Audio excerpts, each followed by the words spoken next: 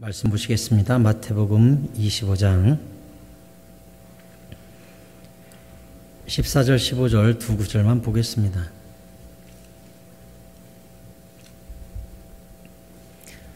광주시가 지금 코로나 2단계 경보를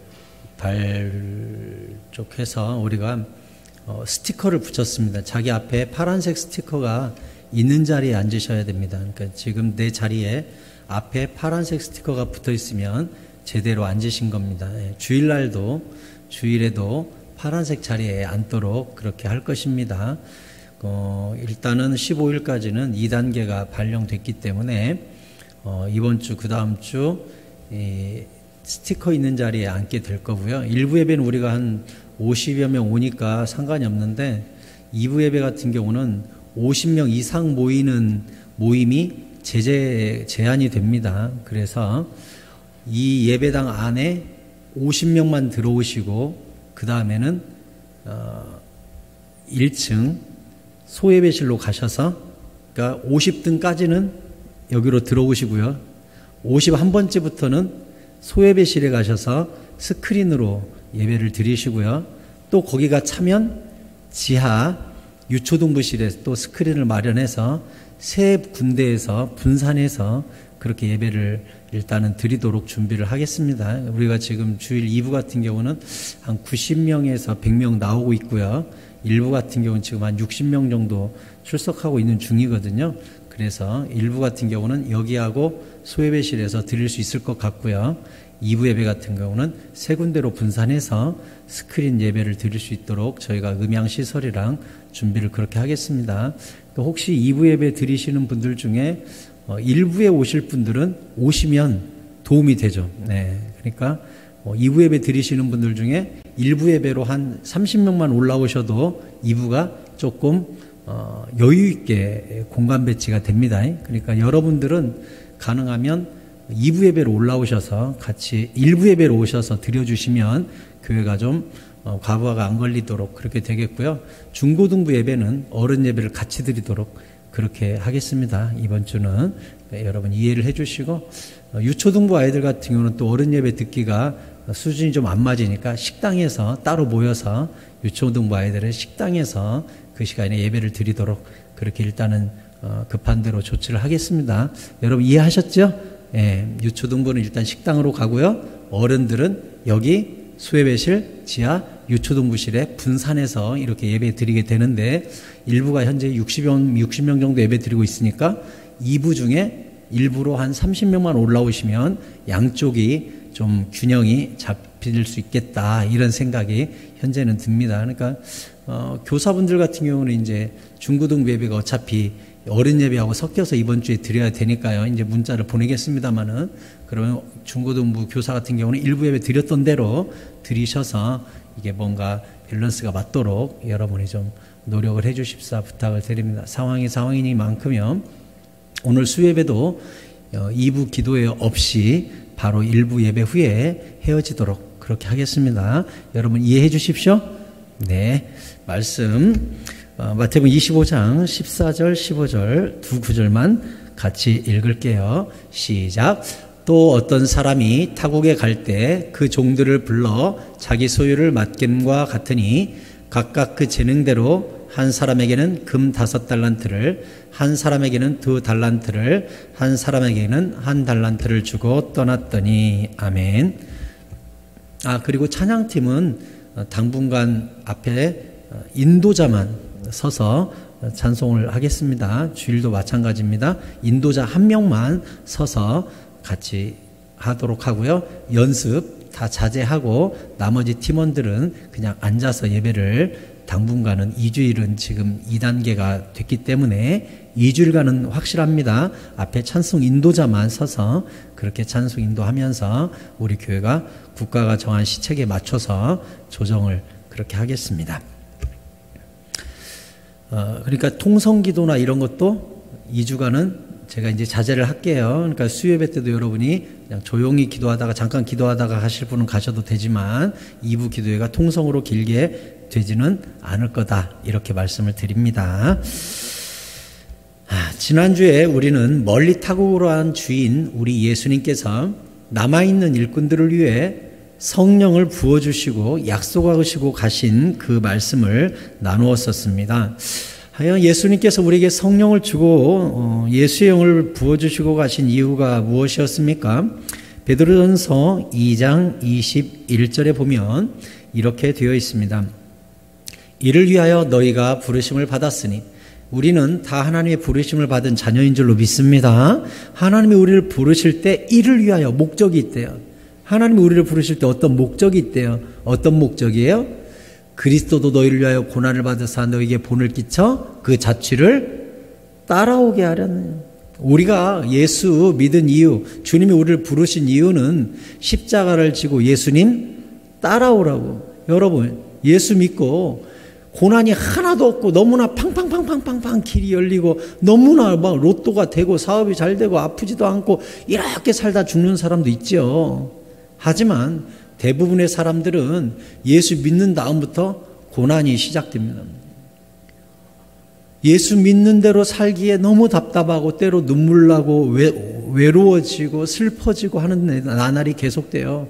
왜냐하면 세상은 세상의 가치관을 가지고 우리를 압박하고 우리는 성도의 가치관을 가지고 세상에서 예수 그리스도의 본을 따라 살려고 하다 보면 피치 못할 갈등이 계속 생길 수밖에 없어요. 그게 뭐라고 하냐? 영적 전쟁이라고 해요. 그래서 세상은 어차피 훈련소예요.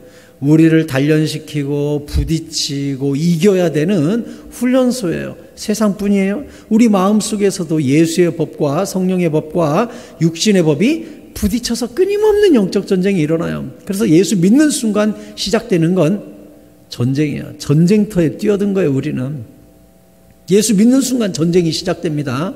죄와의 전쟁, 가치관과의 전쟁, 세상의 가치관과 말씀과의 투쟁, 이런 것들이 있어요. 세상 종교는 좋은 종교 가지면 복 받는다, 좋은 종교 받으면 형통한다, 소원 이루어준다, 이렇게 가르치죠. 기독교는 그런 종교 아니에요. 예수님께서 뭐래요? 본을 끼쳐 고난의 발자취를 따라오게 하려 했느니라. 그러면 주님은 왜 예수 믿으면 팡팡팡팡팡 다 잘 된다 이렇게 이야기하지 않으시고 고난의 발자취를 십자가 지고 자기를 저 복종시키면서 이 악물고 따라와라 이렇게 말씀하시지요? 우리 예수님은 이 땅에서 승부를 내시는 분이 아니에요. 그게 다 고스란히 저 하늘나라에서 영원한 상이 되는 거예요. 영원한 상. 여러분, 고난을 피하거나 두려워하지 마시기 바랍니다. 그럼 우리가 이런 생각하죠. 내가 어떻게 그 고난을 다 이겨? 어떻게 그 시험을 다 이겨? 어떻게 말씀을 다 지켜? 우리는 못해요. 우리 중에 누가 말씀을 다 지킵니까? 예를 들어 우리의 노력과 우리의 공로로 말씀을 진짜 지킨다고 합시다. 그럼 그때부터 말씀을 지킨 자가 누구예요? 나지요. 그러면 스스로 자랑할 게 있죠. 왜? 내가 지켰으니까. 그게 누구예요? 바리새인이야. 내가 지켰으니까. 나의 공로. 그걸로 천국을 얻으려 하고 나를 돕는 예수님은 필요 없고 나를 돕는 성령님 필요 없고 나에게 용서와 긍휼을 베푸시는 하나님도 필요 없죠. 왜? 내가 노력해서 이걸 다 지켜나가니까. 그러니까 바리새인들은 은혜가 임하지 않죠. 지옥 가요. 예수님께서 말했어요. 맹인이 맹인을 인도해서 같이 지옥 간다고 바리새인들한테 말씀했어요. 바리새인들이 왜 지옥 가요? 자기 의를 자기가 만들었기 때문에 그래요. 여러분, 성경에 있는 모든 말씀들은 절대 우리가 지킬 수도 없고 지켜서도 안 돼요. 오해하지 마세요. 무슨 뜻이에요? 내 힘이 아니라 내게 능력과 긍휼을 베풀어 주시는 성령 안에서 그분이 부어주시는 위로부터 내려주는 능력으로 말씀을 지킬 때에 비로소 우리가 입술에서 뭐라고 고백하는 거예요? 주님이 하셨습니다. 주님이 지키게 하셨습니다. 은혜입니다. 라고 우리가 이야기할 수 있는 거예요. 그러니까 이 앞에서 때로는 목사님이 이런 말씀 저런 말씀 지켜야 될 율법들 계명들 여러분에게 가르치죠. 예를 들면 효도해라, 용서해라, 이쪽 뺨을 맞거든 이쪽 뺨을 들이대라, 전도해라, 사랑해라, 70번씩 7번이라도 용서해라, 여러분에게 이야기하죠. 그럼 우리는 그 말을 들을 때마다 뭘 느껴요? 좌절을 느껴요. 왜? 그대로 안 되니까. 나가보면 이 육신의 본능이 튀어나오니까. 그래서 우리는 율법 앞에 늘 겸손히 누구를 찾게 돼요? 주님을 찾게 돼요. 주님, 저는 못해요. 저는 또 쓰러졌어요. 그러니까 심령이 가난한 자, 결핍된 자, 마음이 약한 자, 갈급한 자, 그들에게는 예수님의 은혜가 필요하고 그 사람은 은혜로 지키고 그 은혜로 지킨 것이 고스란히 천국에서 상이 되는 것이죠. 얼마나 신기한 원리인지 몰라요. 우리는 지킬 능력이 전적으로 무능한 존재예요. 구원도 그렇고 지킬 수 있는 힘도 없어요. 설령 내가 지키면 교만해져요. 그래서 우리는 끊임없이 주님, 오늘도 도와주세요. 붙들어 주세요. 잘라주세요. 인도해 주세요. 능력을 부어주세요. 하고 그렇게 하루를 시작하는 거예요. 그리고 하루를 마무리할 때는 주님이 지키도록 해주셨어요. 성령님이 도와주셨어요. 주께서 용기를 주셨어요. 주께서 자를 수 있도록 도와주셨어요. 하고 주님을 높여드리는 것이죠. 그게 성도의 삶이고 그게 바로 청지기의 삶이에요. 나의 능력이 아니라 주의 능력. 그래서 주님이 뭐라고 그랬어요?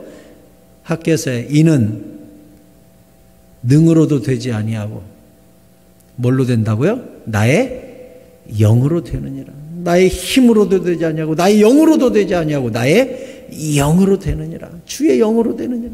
우리 힘으로 되는 게 아니라 주의 영으로 이루어지는 거예요. 그래야 주님이 영광 받으시고 주님이 주인공이 되는 거잖아요. 그래서 우리에게 부어주시는 게 뭐다? 성령을 부어주시는 거예요. 왜? 성령 받아야 말씀을 지킬 수 있고 깨달을 수 있고 때로는 절제할 수 있고 죄악을 이길 수 있는 힘이 다 거기서 나와요. 여러분, 마귀 이길 수 있는 사람 손 들어보세요. 우리 마귀 못 이겨요. 근데 어떻게 이겨요? 예수 이름으로 이기잖아요.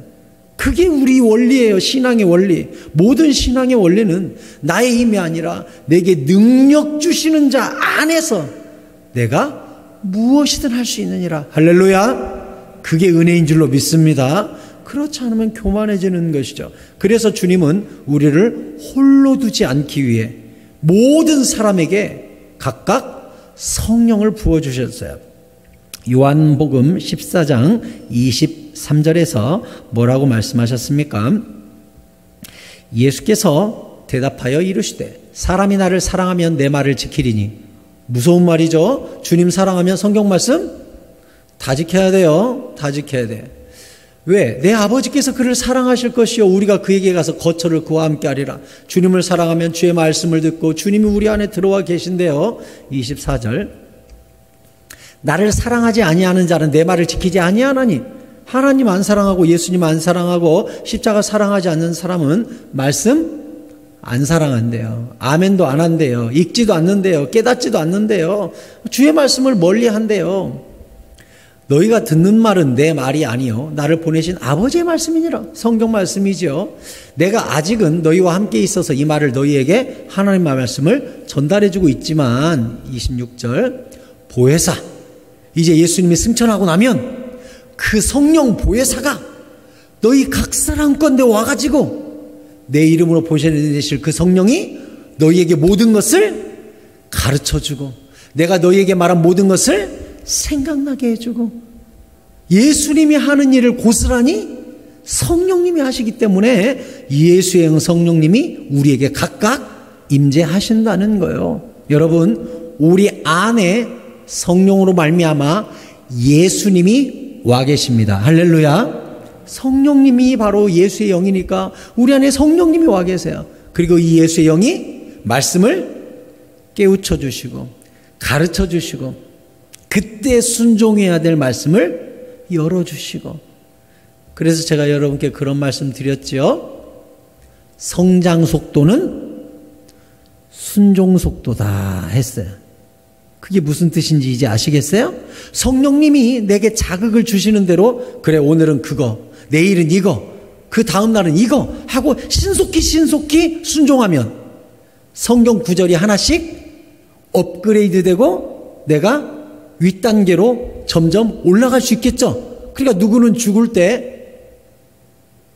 63빌딩을 비유하자면 63층에서 졸업장 타고 주님 만나는 사람이 있고, 누구는 3층에서 졸업장 타고 주님 만나는 사람이 있는 것이죠. 왜? 성령님이 이 안에서 끊임없이 알려주시고 깨우쳐 주시는데 거기서 막혀가지고 진급을 계속 못하면 3층에서 평생 고생하다가 그 단계 못 뛰어넘고 예수님 만나는 사람이 있어요. 그러면 상급이 3층짜리만큼. 그런데 아까 이야기한 대로 성장 속도는 순종 속도라고 했죠. 주께서 말씀 주시는 대로 즉시 순종해서 신앙의 성장이 급속하면 누구는 죽을 때 63층에서 죽는 거야.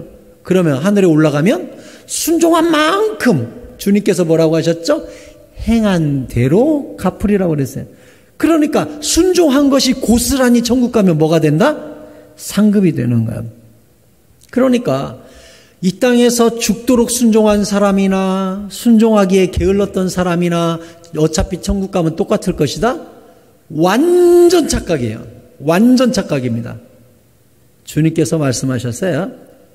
전국에는 해의 영광과 달의 영광과 별의 영광이 다르듯이 다 다르다 그랬어요. 우리가 몇 단계까지 올라가서 졸업장을 타고 주님 만나느냐에 따라 해 맨눈으로 볼 수 있어요, 우리가? 못 봐요. 눈 멀 것 같이 눈이 시고 아파요. 해는. 별은. 수만 개를 봐도 뭐가 눈 있다고 아무렇지도 않잖아요. 똑같아요. 해의 영광으로 굉장히 빛나는 사람도 있고 별의 영광으로 아무렇지 않은 사람도 천국에 있다고 성경이 가르쳤어요. 저는 우리 새사랑 성도님들이 모두 다 저 천국에서 해의 영광과 같이 빛나는 축복을, 빛나는 상급을 받게 되기를 축원합니다. 주님은 말씀하셨습니다. 심는 대로 거두리라. 이걸 바꿔 말하면 무엇이냐? 순종한 만큼 거두리라예요. 그런데 애당초 성령을 못 받은 사람은 깨달을 수도 없고 힘을 얻을 수도 없고 성장할 수도 없으니 상이 없죠. 그런데 우리에게는 주님께서 성령을 부어주시고 믿음의 제일 첫 단계 십자가가 믿어지게 하시고 그때부터 내 안에 계신 성령께서 끊임없이 양심을 두드리세요. 승보가 이거 고쳐, 이제는 이거 뛰어넘어 보자. 이제는 그 단계 아니잖아. 이제는 그 죄 짓지 말자. 이제는 그 사람도 용서해봐야지 하면서 계속 업그레이드를 시키는 거예요. 그러면 저 위로 올라갈수록 민감도가 달라져요. 어떻게 되죠? 나중에는 입새에 있는 바람에도 괴로워요. 이제는. 예전에는 태풍이 불어도 아무렇지도 않았어. 근데 이제는 입새에 있는 작은 바람에도 아파요. 왜? 위학년으로 올라갈수록 점점 예수님 닮아가지고 거룩해져 가니까 거룩해진 것만큼 죄책감도 커지고 남들은 별거 아니지만 나는 별거예요. 아파요 막. 그 사람은 왜 그래요? 많이 순종해서 많이 올라간 거예요. 윗단계까지. 그러니까 죄에 대한 민감도를 보고 뭘 알 수 있어요? 그 사람의 신앙 수준을 알 수 있어요. 맨날 살인하고 강도하던 사람이 슈퍼마켓 가가지고 아이스크림 하나 훔치면서 옛날 같으면 말이야, 내가 10만원치도 막 들고 나왔는데, 오늘은 내가 500원짜리 하나 들고 나왔네. 착해졌어. 그럴 수 있죠. 착하다고 스스로 생각할 수 있어요. 옛날에는 막 10만원치씩 들고 왔는데 500원짜리 하나 들고 나왔으니 나 참 착해졌다. 이럴 수 있어요. 예. 하지만 신앙의 단계가 이렇게 올라간 사람들은 길바닥에 10,000원짜리가 하나 떨어져 있어도 파출소에 주인 찾아주러 간단 말이에요. 왜? 그 함부로 가져가면 안 된다는 양심의 가책이 저 윗단계에 있어요. 이 사람은. 제가 한동대학교 이야기 듣고 참 많은 깨달음을 얻은 적이 있는데, 저 한동대학교 있잖아요. 포항입니까? 그쪽에 있죠. 한동대학교 기독교 대학. 거기 총장님이 얼마 전에 돌아가셨는데 고생을 참 많이 하셨죠. 그분이. 한동대를 세우기 위해 참 많이 우셨고 금식하셨고 기독교 대학으로 참 훌륭해요. 제 제자 중에 하나가 한동대를 가가지고 부탁을 하더라고요. 목사님, 고등부 예배 때 제가 잠깐 한동대 소개 좀 하면 어떨까요? 그래라 해가지고 제가 전에 있던 교회 고등부 예배 광고 시간에 이 친구가 10분만 달라 그래서 줬어요. 또 이 친구가 앞에 와가지고 그래요. 안녕하십니까? 저는 한동대학교 2학년 안무개입니다 하고 이렇게 인사하니까 고등부 아이들이 이렇게 박수를 쳤어요. 여러분 우리 학교 오세요 그러더라고요. 그러더니 자기가 무슨 얘기를 하냐, 어떤 학생 하나가 이 계단에서 10,000원짜리 하나를 주웠대요. 그래가지고 이 친구가 게시판에다가 그걸 옷비누로 하나 딱 꽂아놓고 밑에 포스트잇을 붙였대요. 어느 단대 어느 계단에서 10,000원 잃어버리신 분 찾아가세요 하고 거기다 붙여놨대요. 그 10,000원짜리가요 1달 동안 붙어 있었대요. 대학에. 1달 동안 그 10,000원짜리가 안 떨어지고 내내 거기 붙어 있었다는 거예요. 학생 전체가 내 돈 아니니까 아무도 손을 안 댔다는 거예요. 그래서 나중에 1달 이상 붙어 있으니까 그걸 학교 측에서 처리를 했다고 그래요. 그러면서 이 제자가 뭐라고 하는 거니? 우리 대학이 이래요. 모든 과가 시험을 칠 때 교사 없이 친다는 거예요. 왜? 당연히 컨닝을 안 할 거니까. 교수 없이 모두 다 무감독 시험을 친다는 거예요. 우리는 자랑스러운 크리스찬이기 때문에 컨닝하지 않습니다 하고 모든 아이들이 무감독 시험을 친다는 거예요. 그러면서 우리 학교 오라는 거예요. 저는 그 학교의 도덕적 가치와 이 말씀의 비전이 너무 좋았어요. 그래서 제 제자들 중에도 대학을 고민하고 있는 아이들이 있으면 한동대도 한번 생각해봐라 하고 제가 많이 추천을 했어요. 그 친구 때문에. 그 제자가 그 간증을 하는 거예요. 10,000원짜리가 1달 이상 붙어있는 학교를 봤냐. 그 10,000원짜리를 볼 때마다 자기는 그렇게 자부심이 들었대요. 그 계단 가다가 10,000원짜리가 오늘도 붙어있네? 오늘도 붙어있네? 볼 때마다 학교가 그렇게 자랑스럽다는 거예요. 그래서 후배들한테 꼭 한동대 오라고 이야기하더라고요. 우리 기독교인이 저는 그래야 된다고 믿습니다. 내 거 아니면 손대지 말아야죠. 땡 잡았네가 아니라. 그렇잖아요. 그게 성령 충만한 사람의 증거예요. 도덕적으로나 윤리적으로나 말씀 앞에서 부끄러움이 없게끔. 그러면 다시 정리합니다. 성령님이 우리에게 왜 오셔요? 말씀을 깨우쳐 주시고 말씀대로 살 수 있는 능력도 주시고 지혜도 주셔요. 그러니까 성령 받은 사람은 전적으로 성령님께 기도하고 의지하고 지혜를 묻고 살죠. 그래서 나의 영광이 아니라 늘 예수님의 영광과 성령의 능력을 자랑할 수밖에 없는 그러한 길을 살게 돼요. 인생을. 그래서 그 성령에 예속되어서 사는 그 사람을 뭐라고 하냐? 청지기라고 그래요. 청지기. 청지기를 뭐라고 합니까? 다른 말로는 맡은 자라고 그래요. 맡은 자. 주인의 것을 맡은 자. 오늘 본문에 뭐라 그랬어요? 또 어떤 사람이 타국에 갈 때 그 종들을 불러 자기 소유를 맡긴 것 같으니. 자, 여러분 중에 누군가는 돈이 있어요. 누군가는 건강이 있어요. 누군가는 시간이 있어요. 누군가는 재능이 있어요. 한 사람에게는 금 5달란트, 2달란트, 한 사람에게는 1달란트 줬대요. 여기 달란트 말이라는 단어를 들으면 좀 비슷한 말 있죠. TV에 연속극 보면 탤런트 우리가 탤런트 누구 나왔네, 나 탤런트 누구 실제로 본 적 있어, 그런 말 하잖아요. 그 탤런트가 여기 나와 있는 달란트에서 나온 단어예요. 그러면 TV에 나오는 탤런트의 뜻이 뭘까요? 재능이라는 뜻이 재능. 그러니까 그 사람들은 재능이 있는 사람들이 나와서 연기의 재능과 여러 가지 재능들을 보여주지요. 재능이라는 뜻이에요. 그럼 여기서 1달란트, 2달란트, 5달란트 이게 다 뭐예요? 재능이에요. 하나님이 우리에게 태어날 때부터 뭘 줬다는 거예요?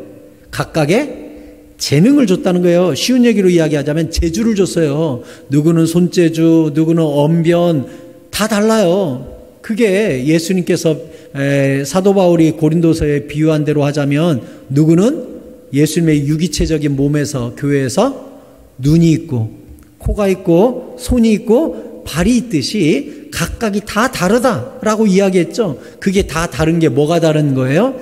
재능이 다 다른 거예요. 하나님 우리에게 각각 다른 재능을 우리에게 주셨어요. 그런데 우리는 내가 남들보다 그림 잘 그리면 내가 남들보다 그림 잘 그려가 아니라 주님이 나에게 남들보다 그림 잘 그리는 재능을 주신 거죠. 내가 남들보다 피아노도 잘 치고 노래도 잘해? 내가 피아노 잘 치고 내가 노래 잘하고 내가 드럼 잘 치는 게 아니라 주님께서 음악성을 주시고 손가락을 움직일 수 있는 재능을 주시고 악보를 이해할 수 있는 탤런트를 준 거죠. 달란트를, 재능을 주신 거죠. 그러니 이 모든 재능들은 내가 개발했고 내가 학원 다녔고 내가 열심히 했으니 내 거다라고 착각하는 순간 이제 교만해지는 거예요. 내 것이 아니에요. 다 주인이 우리에게 맡기신 거예요. 그래서 우리가 오프라 윈프리라는 사람 얘기를 들어보면 뭐라 그랬어요? 남들보다 내가, 오프라 윈프리가 뭐라 그랬냐? 더 가진 게 있다면 그건 축복이 아니라 사명이다 그랬어요.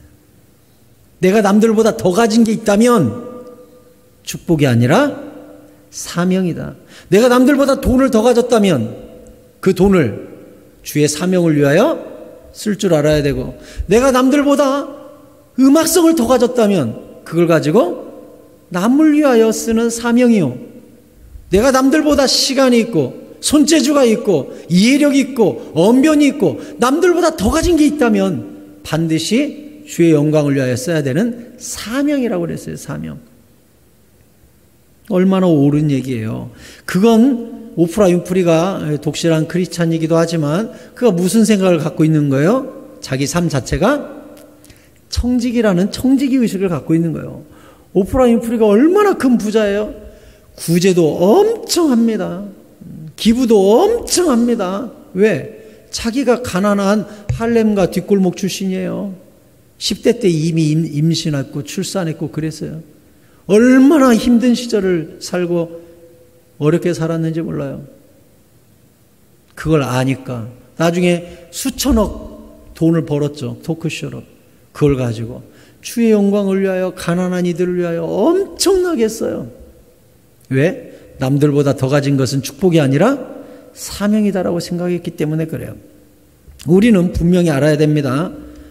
우리는 우리가 가진 모든 것, 심지어 나의 생명조차 내 것이 아니라 하나님의 소유라는 분명한 의식을 가져야 돼요.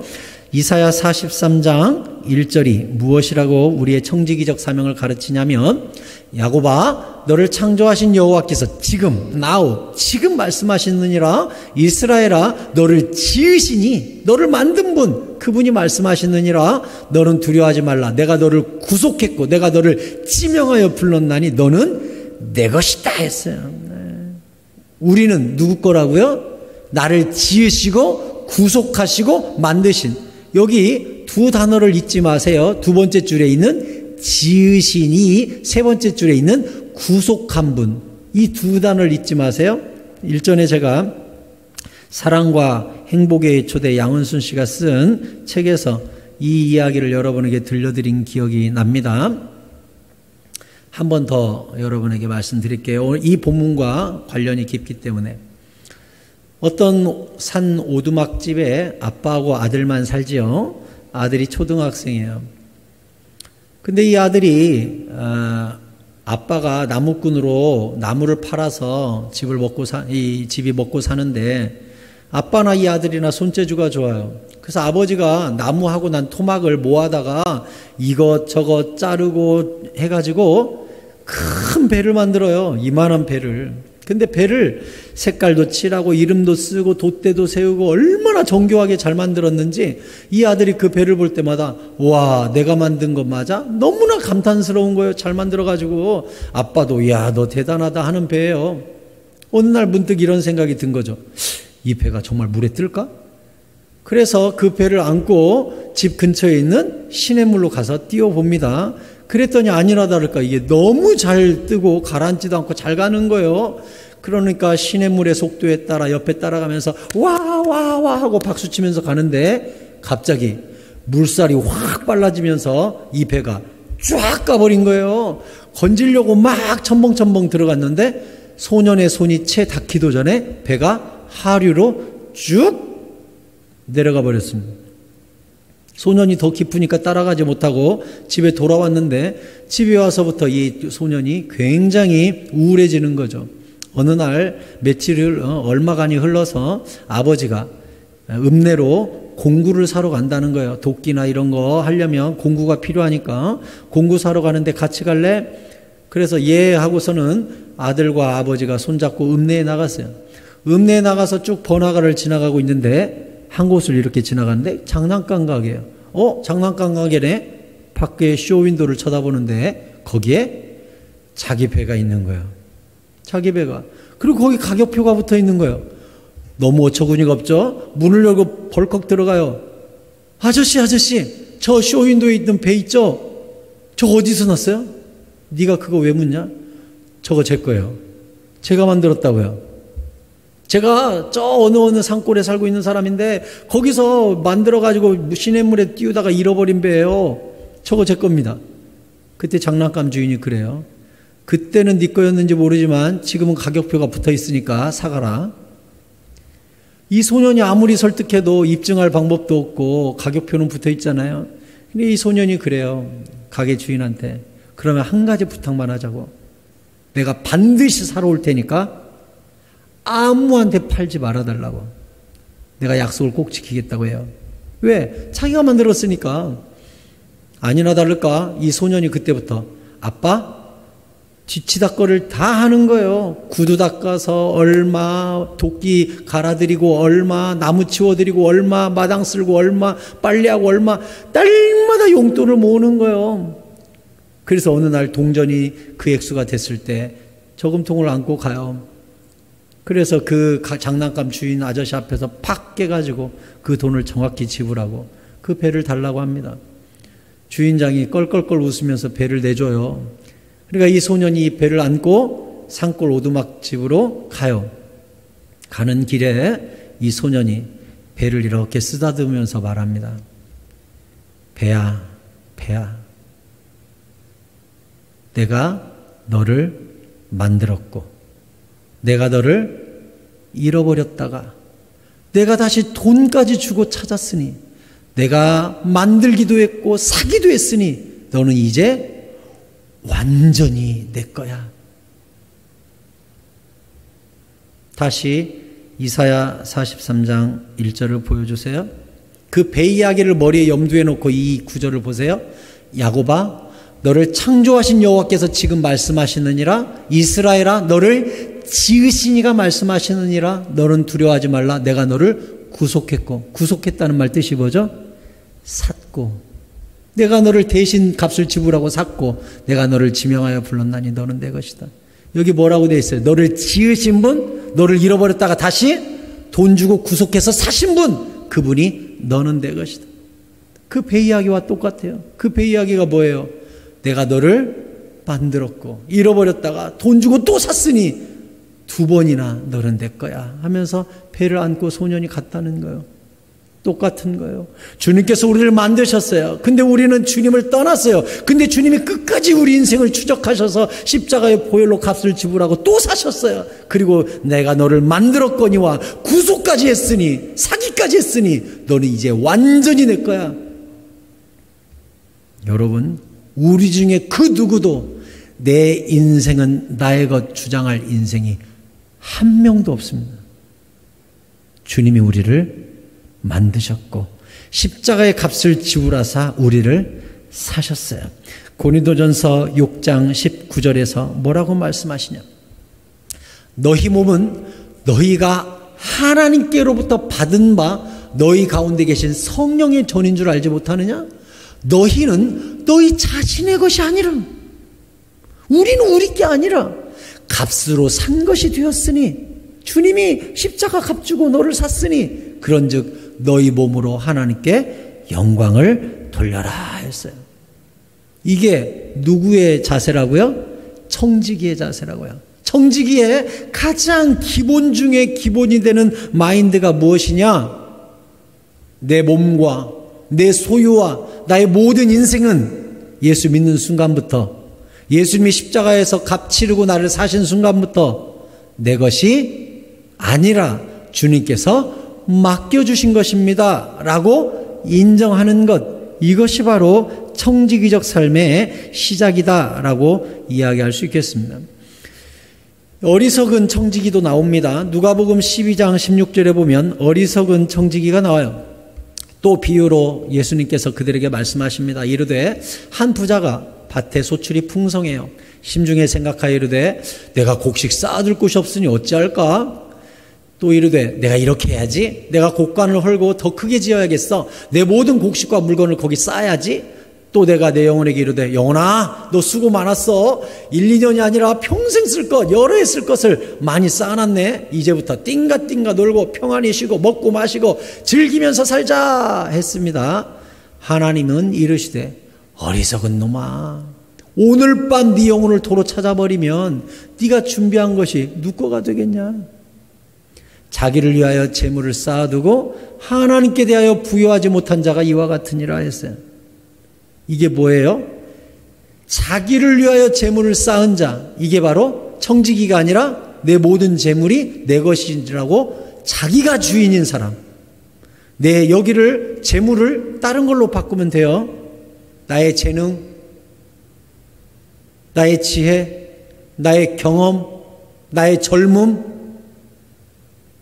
이 모든 것들을 쌓아놓고 나를 위하여 쓰면 주님께서 뭐라 한다고요? 하나님께 대하여 부여하지 못하네. 하나님의 것을 가지고 하나님께 부여해야지. 하나님의 것을 가지고 자신을 위하여 부여하게 살아? 그건 아니라는 거예요. 아까 오프라 윈프리가 이야기한 대로 남들보다 더 가진 것은 축복이 아니라 사명이라고 해요. 사명. 근데 사명으로 여기지 않고 자기를 위하여 쌓아놓고 이제 실컷 먹고 살자. 주님께서 오늘 밤 네 영혼을 찾으면 어쩌려 그래. 이 말은 우리가 가진 것으로 오늘 주님 만난다 할지라도 부끄러움이 없는 청지기적 삶을 오늘 살아야 된다. 오늘 나의 시간과 젊음과 재능과 재물을 가지고 주의 영광을 위하여 최선을 다하는 오늘을 살아야 오늘 죽으면 주님 앞에서 이럴 줄 알았으면 그거 갖다가 주의 영광 위하여 이렇게 쓸 걸 오늘 죽을 줄 알았더라면 하는 거예요. 그런데 오늘 주님 만날 날인 것처럼 준비한 사람은 아이고 할렐루야 후회 없이 주를 위하여 살았네 하고 주님 만나는 거, 이게 청지기적 자세를 가진 자의 삶이라는 것이죠. 이 모든 것을 가진 솔로몬 왕이 전도서 처음을 어떻게 시작하고 있습니까? 전도서 1장 1절을 이렇게 시작하죠. 다윗의 아들 예루살렘 왕 전도자의 말씀이라. 다윗의 아들 누구죠? 솔로몬이에요. 솔로몬이 이렇게 말씀했다. 솔로몬이 이르되 헛되고 헛되며 헛되고 헛되니 모든 것이 헛되도다. 왜요? 솔로몬은 모든 것을 가져봤더니 결국은 그 끝이 다 허망하더라는 거예요. 전도서가 그렇게 지혜서죠. 지혜서 처음이 뭘로 시작해요? 세상은 허망하다. 내 것으로 사는 사람은 허망하다. 그러면 전도서의 제일 마지막은요. 전도서 12장 13절이 제일 마지막이거든요. 전도서 제일 마지막은 어떻게 끝날 것 같아요? 전도서 12장 13절에 일의 결국을 다 들었으니, 이 말은 뭐예요? 이제 결론이다 이 뜻이죠. 자, 이제 전도서 결론이다. 일의 결국을 다 들었으니 땅에 있는 헛된 것에 집착하지 말고 하나님을 경외하고 그 명령들을 지켜라. 이것이 모든 사람의 본분이니라. 하나님은 모든 행위와 모든 은밀한 일을 선악간에 심판하시는 분이다. 그러니 진짜 지혜로운 자는 오늘 허망한 일을 위하여 헛되고 헛되며 헛되고 헛되니 모든 것이 헛되도다 하는 허망한 것을 위하여 집중하는 게 아니라 청지기적 삶으로 오늘 심판대 앞에 설 준비를 하면서 여호와 하나님을 오늘 경외하고 오늘 명령들을 지키면서 사는 것, 이것이 사람의 가장 중요한 본분이다, 이렇게 가르치고 있는 것입니다. 할렐루야. 여러분, 저는 여러분에게 지혜를 가르쳐 드리겠습니다. 남들보다 조금이라도 더 가진 것을 가지고 여호와를 경외하고 여호와께 부요하고 여호와의 말씀 앞에 순종하는 삶을 살아서 오늘 밤 주님을 만난다 할지라도 후회 없는 삶을 사는 사람, 이 사람이 바로 훌륭한 청지기 맡은 자의 자세입니다. 이것을 청지기 정신이라고 해요. 그래서 맡은 자는 나의 모든 것을 잃어도 주님 거였으니까 라고 대답하죠. 그게 바로 욥이에요. 우리가 잘 알다시피 욥이 사탄과 하나님과의 대화 속에 사탄이 욥을 모든 소유를 뺏어가게 됐죠. 그래서 심지어 자식까지, 양떼, 낙타, 노비, 종 다 잃었죠. 그때 뭐라고 그랬어요? 욥기 1장 21절에서 뭐라고 그랬습니까? 이르되 내가 모태에서 알몸으로 나와 싸운즉 또한 알몸이 그리로 돌아가올지라 주시니도 여호와시요 거두시니도 여호와시니 여호와의 이름이 찬송을 받으실지어다. 이걸 한마디로 이야기하면 오늘 설교에서 이야기하는 뭐예요? 욥은 뭐였다? 욥은 뭐였다? 청지기였다. 그러니 욥은 자기가 가진 모든 것을 하나님이 걷어갔을 때도 원래 내 거 아니었는데 뭐, 이렇게 이야기하는 거예요. 원래 내 거 아니었는데 뭐, 주님이 줬다가 주님이 가져갔어요. 원래 내 거 아니었는데 내가 왜 신경질 내야 돼? 왜가 내 원망을 해야 돼? 그래서 22절에 뭐라고 그랬어요? 이 모든 일에 욥이 범죄하지 아니하고 하나님을 향하여 원망하지도 않았대요. 원래부터 욥의 머릿속에 원래 내 것이 아니었다라고 생각한 거예요.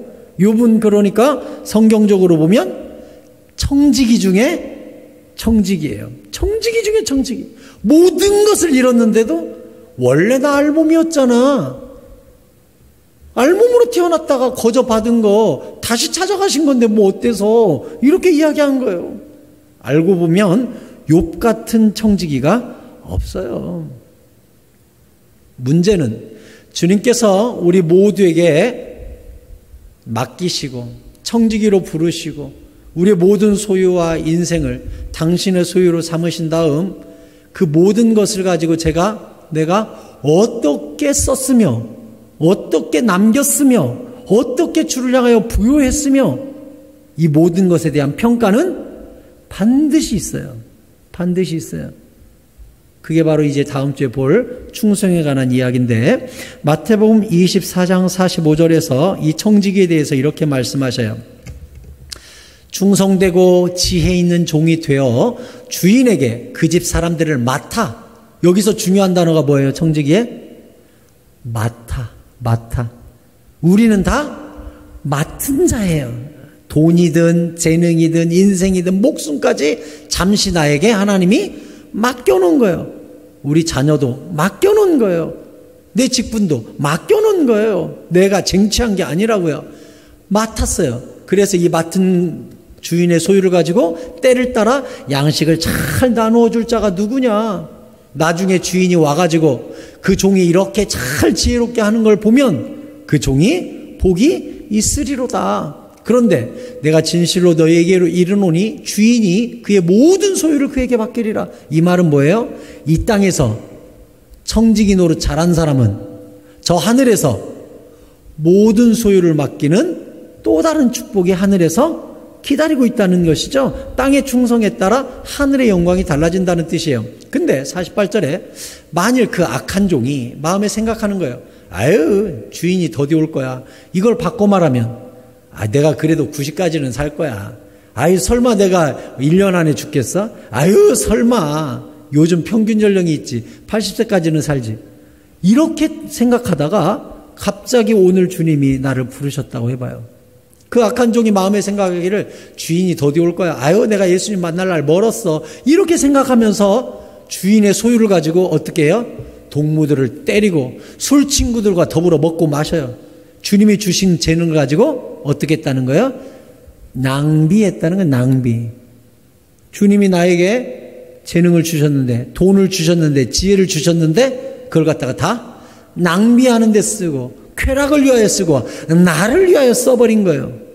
그랬더니 생각하지 않은 날, 알지 못하는 시간에 갑자기 예수님의 마태복음 24장 비유대로 하자면 도둑같이, 강도같이 주님이 갑자기 임하셨어요. 그 종의 주인이 알지 못하는 시간에 도둑처럼 갑자기 오셨어요. 그리고 엄히 때리고 외식하는 자가 받을 벌에 처하리니 거기서 슬피 울며 이를 갈리라. 무슨 이야기지요? 우리 모든 청지기는 하나님 앞에서 결산할 날이 오는데 그 결산날을 누구도 알 수 없다는 거예요. 그러니 우리에게 중요한 것은 오늘이에요. 오늘 내가 주님 만날 때에 부끄러움 없는 맡은 자의 청지기적 삶을 내가 살고 있는가? 주의 영광을 위하여 최선을 다하고 있는가? 주님이 기뻐하시는 곳에 그것들을 사용하고 있는가? 그리고 그것들에 대한 평가는 하루하루 우리에게 다가오고 있죠. 이게 청지기예요. 말씀을 맺겠습니다. 충성한 청지기에게 주님은 약속하셨어요. 계시록 2장 10절에 보면 이렇게 말씀하셨습니다. 같이 읽을까요? 시작. 너는 장차 받을 고난을 두려워하지 말라. 볼지어다 마귀가 장차 너희 가운데에서 몇 사람을 옥에 던져 시험을 받게 하리니 너희가 10일 동안 환난을 받으리라. 여기는 이제 크게 읽자고요. 시작. 내가 죽도록 충성하라. 그리하면 내가 생명의 관을 내게 주리라. 아멘. 죽도록 충성해봐라. 청지기적 삶을 끝까지 살아봐라. 내 것이라고 주장하지 말고 너에게 이미 오신 성령의 음성과 지도하심과 깨우쳐 주심과 인도하심을 따라 너의 시간과 물질과 재능을 한번 그렇게 써봐라. 그러면 그렇게 충성한 자에게 반드시 생명의 관을 얼만큼이라고 했죠? 층수만큼. 63빌딩 3층이냐 10층이냐 40층이냐 63층 끝까지 간 사람이냐, 층수만큼, 순종한 만큼, 단계가 올라간 만큼, 성령의 음성에 순종하여 성장한 만큼, 충성만큼 생명의 관을 너에게 준다 그랬어요. 심지어 주님은 무엇까지 심판하신다 그랬습니까? 너희 입으로 어떤 무익한 말을 할지라도 그 말에 대하여 심판을 받으리라 했어요. 그러면 우리 하나님께서 우리에게 충성에 따라 주시는 생명의 관과 상급이 얼마나 미세한지 아시겠어요? 말 한마디에 따라 천국에서 등급이 달라져요. 왜? 말 한마디까지 천국에서 심판한다고 했으니까. 그러니까 우리가 집에서 또 길에서 흔히 어떤 안 좋은 말을 툭 내뱉을 수 있죠. 할 수 있어. 성질 나가지고. 에이 썩을 놈의 세상 했다고 합시다. 그냥 한마디 했다고 합시다. 근데 천국에서는 이 썩을 놈의 세상살이 에이 죽어버렸으면 좋겠네 라고 내가 한마디 한 거 고스란히 성경에서 그 말에 대하여 상급을 매기고 점수를 정확히 매기고 있어요. 우리가 마라톤을 뛰면 10,000분의 1초, 우리가 100m 달리기를 하면 100,000분의 1초까지 끊어가지고 등수를 매깁니다. 주님은요, 언어 한마디까지 계산해서 천국에서 상을 주신다고 그랬어요. 그러니까 청지기를 하나님이 평가할 때 얼마나 미세하고 얼마나 세밀한지 우리가 알고 살아야 돼요. 그러니까 우리가 사는 1분 1초는 고스란히 천국에 기록되는 장부가 있어요. 다 있어요. 이 순간 내가 무슨 생각을 했고 무슨 말을 했는지까지 다 다 하나님이 기록하시고 아시고 그것에 따라 천국의 상급이 천차만별. 천국에 예를 들어서 창세 이후로 지금까지 1조 명이 천국에 간다고 합시다. 1조 명의 등급이 다 달라요. 아무도 안 똑같아요. 왜?